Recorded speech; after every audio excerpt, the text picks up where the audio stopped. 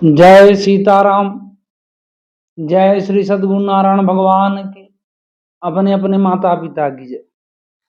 आज का जो टॉपिक है हमारा, वो मान लीजिए कहीं ना कहीं हमारी गरीबी, कहीं ना कहीं हमारी परेशानी, कहीं ना कहीं हमारी उन्नति को लेकर है। और ये बात सत्य भी है, ऐसा नहीं कि ये कहावत है, बनावट है कि शनि की साढ़े साती नहीं होती, कि मतलब केतु की दशा, राहु की दशा ये होती नहीं है, ये होती है ना। पर इनसे बचने का अचूक उपाय क्या है ना। तो मैं आपको इसके उपाय बताने के पहले एक कहानी बताता हूँ। उस कहानी में ये 2024 जो है, तो मैं चाहता हूँ कि अंग्रेजी जो 2024 है, नया वर्ष है, अंग्रेजी महीना, अंग्रेजी साल, तो ये आपका भगवान के दया से बढ़िया मंगलमय हो। पूरा साल आपका विधिवत बढ़िया ढंग से बीते, है ना, और खुशियों से भरा हो, उन्नति कारक हो। तो इसके लिए क्या है, देखिए, शनि की साढ़े साती की मेन कहानी है, आप देख लेना शास्त्रों में, कोई ये बनावटी कहानी नहीं सुनाने जा रहा आप। तो शनि देव सबसे बिल्कुल मतलब एक शांत देवता थे, सबसे शांत देव। तो उनका जो भी पाए वो भी मजाक उड़ाए। बहुत ज्यादा शांत होना भी बेकार है ना।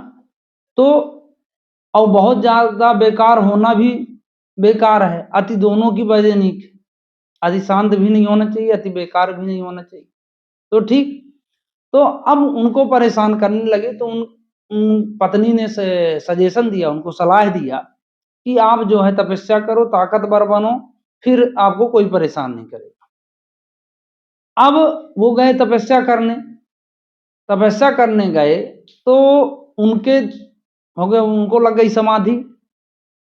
और उनकी पत्नी ने ये सोचा नहीं था कितने दिन लग जाएंगे। तो कामातुर भाव में जब आई हुई वो, तो वो गई शनिदेव के पास। उन्होंने जगाने की कोशिश बहुत सारी की, लेकिन वो विफल रही। अंत में वो परेशान होकर लौट आई। उन्होंने श्राप दिया कि जाओ, मैं जो तुम अच्छे के लिए प्राप्त कर रहे हो, तो जिसके ऊपर तुम्हारी नजर पड़ेगी, जिसके ऊपर तुम्हारी नजर पड़ेगी, वो सब बंटाधार हो जाएगा। अब जब शनिदेव मतलब उनकी जो जब तपस्या पूरी हुई, पूरा होने के बाद वो जहां भी देखें वहां बंटाधार, सब साफ। जब साफ हुआ तो उन्होंने सोचा कि हे भगवान, ये कैसी तपस्या। तो अंतर ध्यान हो गए, फिर देखे तो उन्होंने देखा से पत्नी का श्राप। तो उन्होंने फिर इसको बलदा चेंज किया कि जहां आपकी कुदिष्ट जाएगी वहां बंटाधार होगा। फिर प्रसन्न हुई। तो जहां शनि की कुदिष्ट पड़ती है वही होती है शनि की साढ़े साती, और वहां बंटाधार होता है। धीरे धीरे शनिदेव को हो गया घमंड कि मुझसे अब लड़ने वाला इस ब्रह्मांड, 3 लोक, 14 भुवन में कोई नहीं। और वो जहां भी जाए वहां ताल ठोंके। तो नारद जी देखे कि बोले क्या, शनिदेव को थोड़ा सीख देना चाहिए कि धरती वीरों से खाली नहीं है। तो उन्होंने कहा कि ऐसा करो आप। शनिदेव ने पूछा उनसे कि भाई ये बताइए नारद जी, कि आप मेरे समान कोई हो योद्धा तो बताओ। बोले हाँ, नहीं है। तो बोलिए मैं मान ना लूं कि मैं विश्व विजेता हूं। अरे बोले नहीं, ऐसा नहीं मानना चाहिए। अभी एक है ऋषि मुख पर्वत, आप जाओ, एक वृद्ध बांदर है, वो आपसे लड़ सकता है। अगर उससे आप जीत गए तो मान लो कि आप विश्व विजेता की शील्ड पा सकते हो, मतलब आपको विश्व विजेता मान लिया जाएगा, वर्ल्ड कप चैंपियन हो गया। शनिदेव आतुर भाव में बिल्कुल थे, व्याकुल भाव में, क्या रे अब तो बिल्कुल फाइनल खेलना ही खेलना है और शील्ड उठाना उठाना है। पहुंच गए ऋषि मुख पर्वत। वहां हनुमान जी सीताराम सीताराम सीताराम सीताराम राम राम सीताराम अनंत भाव में पढ़ने लगे। इन्होंने खोदना शुरू किया कि ये बंदर, और उन्होंने ये नहीं बताया कि ये वही बंदर है हनुमान जी। तो वो 2-3 बार उनको आवाज दिए तो वो सुने नहीं। जब कंटिन्यू आवाज देते गए तो उन्होंने कहा हाँ भैया बताओ। तो बोले कि आज हम तुमसे लड़ना चाहते हैं। तो उन्होंने कहा भाई हमारी आपको कोई दुश्मनी है नहीं, कोई कंपटीशन है नहीं, फिर आप लड़ना क्यों चाहते हैं। बोले आप, मैं अपने आप को विश्व विजेता घोषित करना चाहता हूँ। उनका हो गया तो आप कैसे कर लो। बोलने नहीं, अगर नारद जी ने बताया कि अब एक है तुमको, तो तुम अगर हार मान, मतलब लड़के हार मानो, ऐसा नहीं। और उन्होंने कहा क्या दिमाग आप लगा रहे हो, मुझसे आप जीत भी जाओगे तो भी जगह साई, क्योंकि मैं बूढ़ा बंदर हूं, तो लोग कहेंगे बूढ़े से तो जीता है।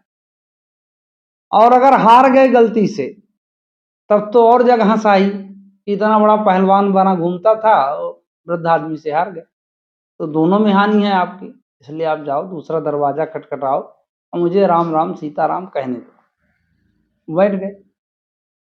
इन्होंने अपनी कुदिष्ट डाली उनके ऊपर, तो वज्र दे दानव दलन, वज्राकार शरीर, उस पर कोई असर नहीं हुआ इनके। इन्होंने सोचा कि हाँ ये लड़ने लायक है।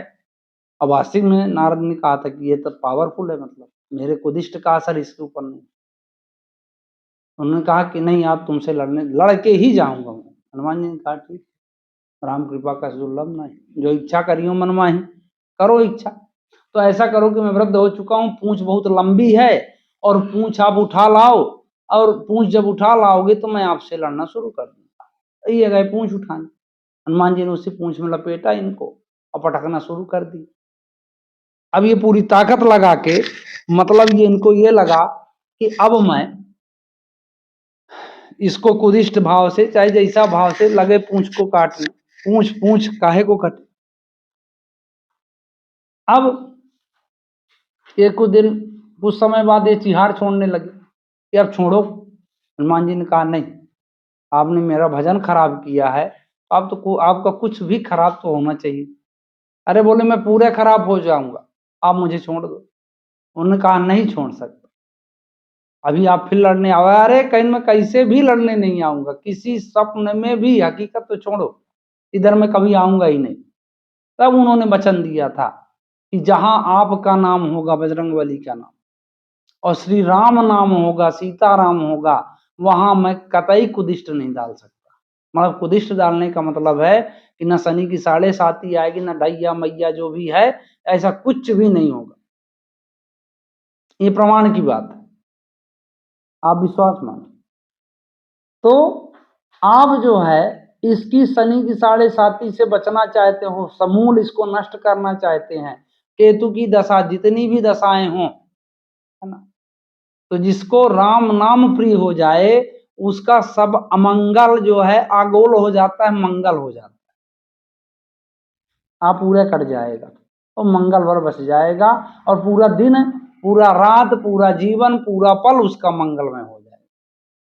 तो आप जो है, एक ये कल से 1 तारीख लगने वाली है, 1 जनवरी, आप संकल्प ले लो कि मैं नित्य, कम से कम नित्य 1 घड़ी आधी घड़ी आधे में कछुआध, 1 घड़ी मतलब 24 मिनट, 1 घड़ी आधी घड़ी, आधे में कछुआध, तुलसी संगत साधु की, मिटई कोटि अपराध। तो कहने का मतलब यह है कि आप संकल्प ले लो कि मैं 24 मिनट प्रतिदिन सीताराम सीताराम सीताराम, बढ़िया आतुर भाव से, परम पुनीत भाव से, बिल्कुल शरणागत भाव से, है ना, मैं उनका चिंतन करूंगा। तो इसी आशा के साथ कि आपका जीवन मंगलमय हो, आपका दिन मंगलमय हो, आप हमेशा उन्नति करें। जय सीताराम।